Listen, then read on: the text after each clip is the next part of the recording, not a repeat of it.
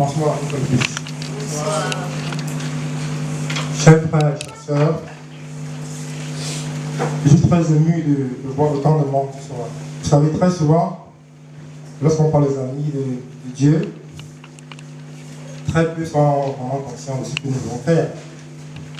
Mais lorsque nous parlons de leur mariage ou d'aller dans une soirée de gala, tout le monde est présent pour s'amuser. Amen. Donc je suis très heureux de vous voir présent. Ça veut dire qu'en vous, il y a la crainte de l'Éternel. Ça veut dire qu'en vous, il y a l'espérance du salut, car nous sommes réunis sur terre.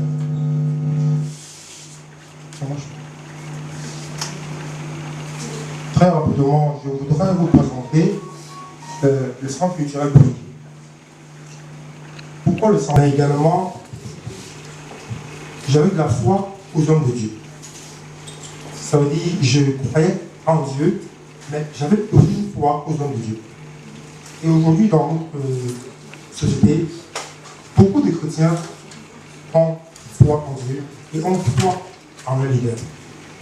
Ça veut dire qu'ils sont tellement confiants en leur leader qu'ils pensent que le leader ne peut pas tomber, le leader ne peut pas pécher, le leader est un peu comme un saint. Et aujourd'hui, beaucoup de personnes ont perdu des repères parce que l'Église a failli, parce que nos leaders spirituels ont failli. Dans toute l'Église confondue, je ne vais pas de citer le nom, mais nous savons, dans chaque dénomination, il y a des scandales. Et à cause de cela, beaucoup de frères, beaucoup de sœurs ont rétrogradé, beaucoup ont juré de ne plus jamais aller à l'Église. À cause de ça. Alors, que faire? Lorsqu'une église veut aller évangéliser, très souvent, lorsqu'on le voit dans la rue, les gens ont l'impression qu'ils veulent uniquement accroître le nom de la membre.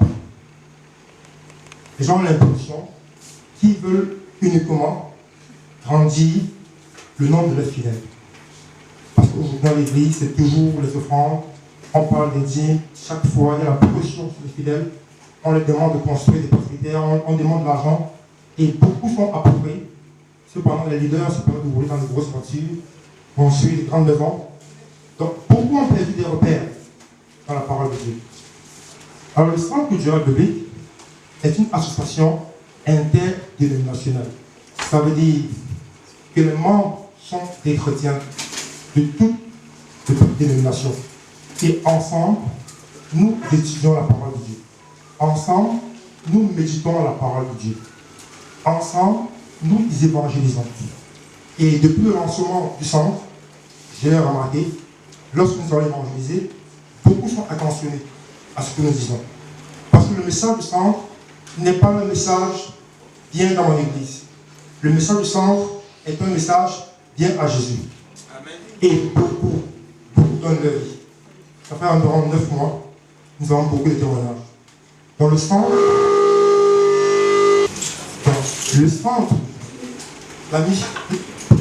la mission principale du centre, c'est la croissance spirituelle. La croissance spirituelle et la maturité spirituelle des frères et des sœurs en Christ. Pourquoi? Parce que très souvent, les gens ont l'impression, parce qu'on est diacre, parce qu'on est ancien d'église, ça veut dire qu'on connaît beaucoup. On peut avoir fait 40 ans dans l'église, mais spirituellement, on a l'âge d'un bébé. La croissance spirituelle n'est pas liée à la croissance physique. On peut être grand naturellement. Mais spirituellement, on doit faire des efforts. Spirituellement, nous devons méditer la parole de Dieu. Spirituellement, nous devons écouter la parole de Dieu. C'est cela qui fait en nous, qui crée en nous cette croissance spirituelle. C'est cela qui fait en nous des grands hommes plus tard. Et le Seigneur a un plan pour chacun de nous. Et ce plan viendra, ce plan sera accompli lorsque nous serons conscients. Lorsque le Seigneur verra en nous des hommes grands, spirituellement. Parce qu'on peut être grand en âge, mais petit spirituellement. Et lorsque le Seigneur voit quelqu'un qui est prêt, quelqu'un qui est mûr, alors il peut s'investir. Il peut démarrer le destin qu'il a prévu pour toi. C'est pourquoi des gens passent toute leur vie à errer dans la souffrance, à se plaindre, toute leur vie à errer dans le manquement, dans le lieu céleste, et sont bénis. et il rend l'âme comme ça. Dans le centre culturel biblique, la mission principale, c'est la croissance spirituelle et la maturité spirituelle. Amen. Comment est-ce que nous allons faire cela? Comment est-ce que nous allons arriver? Continue. Une librairie, très souvent, les gens n'ont pas assez d'argent. Et les livres chrétiens coûtent quand même cher. En moyenne, 5 000 francs les livres. Donc il est difficile pour quelqu'un d'acheter un livre chrétien, de le finir, acheter un autre. Très difficile. Avec les temps de distribution, des membres de la communauté, une librairie chrétienne. Alors, le membre payera une somme de 1000 francs chaque mois. Et évidemment, il pourra louer des livres pour 2 semaines. Après lecture, il pourra le changer, prendre un autre livre. Ça veut dire en moindre coût, chaque personne a accès à la connaissance de la parole de Dieu. Wow. Et la Bible nous dit, dans Jean, chapitre 1, verset 1, qu'au commencement, la parole était avec Dieu. La parole était Dieu. La parole de Dieu est Dieu. Lorsque vous lisez la parole de Dieu, elle vous transforme, elle vous rétablit, elle vous restaure. Donc il est impératif pour nous de rendre cela accessible à tout le monde, en monde court. Le centre culturel biblique également a des cellules d'études bibliques.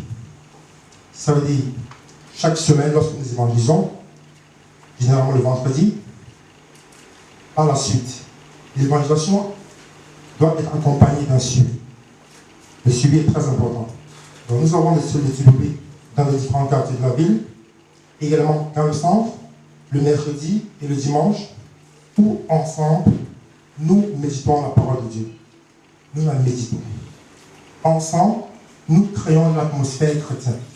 Parce que le Père nous dit que nous sommes des frères et sœurs en Christ. Ça veut dire que nous sommes une famille en Christ. La Bible parle du corps du Christ. Ici, ce n'est pas la religion. Parce que dans le thème de la religion, très souvent, on parle des catholiques, des protestants, des pentecôtistes. Dans le centre, il y a des membres de différentes dénominations. Mais nous sommes d'abord des frères et sœurs en Christ. Et ensuite, nous pouvons aller dans vos différentes églises le dimanche. Donc, nous créons donc cette atmosphère. Vous savez, il y a des chrétiens qui sont persécutés dans leur famille juste à cause de leur foi. Juste parce qu'ils ont décidé de suivre Jésus. Ils sont persécutés par leurs propres parents. Ils sont persécutés par leurs frères, par leurs sœurs. Ils sont rejetés. Ils se sentent seuls. Ils se sentent délaissés. Ils ont besoin d'avoir une famille chrétienne. Ils ont besoin d'avoir un milieu où ils peuvent aller avoir de l'encouragement, du soutien. C'est très important pour maintenir la grâce de Dieu dans leur vie. Amen.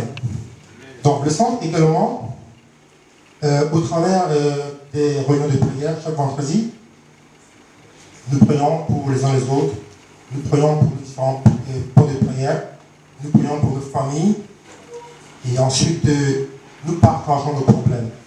Nous partageons nos problèmes. Parce que très rarement, vous aurez une solution à un problème.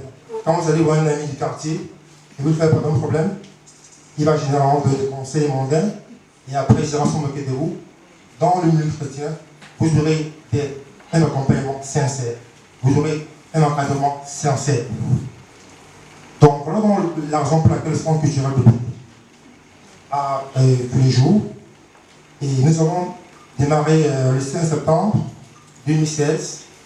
Il y a plusieurs activités. Je vais passer le micro à un des membres du centre pour vous présenter les activités de l'année 2016 et les activités que nous comptons faire au cours de l'année 2017. Le frère Samuel.